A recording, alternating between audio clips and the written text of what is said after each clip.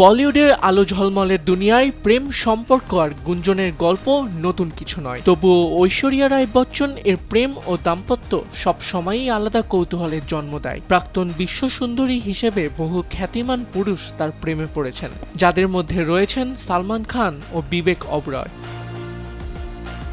তবে জীবনের সঙ্গী হিসেবে তিনি কেমন মানুষ চেয়েছিলেন সে বিষয়ে তার দৃষ্টিভঙ্গি ছিল স্পষ্ট ও গভীর। ঐশ্বরিয়ার মতে প্রেম কোনো হঠাৎ ঘটে যাওয়া অনুভূতি নয়, বরং তা সময় নিয়ে গড়ে ওঠা এক বিশ্বাসের সম্পর্ক। প্রথম দেখাতেই প্রেমে পড়ার ধারণায় তিনি বিশ্বাসী নন, বরং একজন মানুষকে বোঝা, চিনে নেওয়া এসবের মধ্য দিয়েই তিনি সম্পর্ককে এগিয়ে নিতে চেয়েছেন।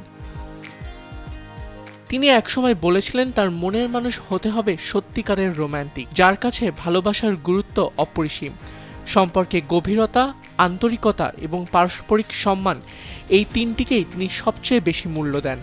একই সঙ্গে পারিবারিক মূল্যবোধও তার কাছে অত্যন্ত গুরুত্বপূর্ণ।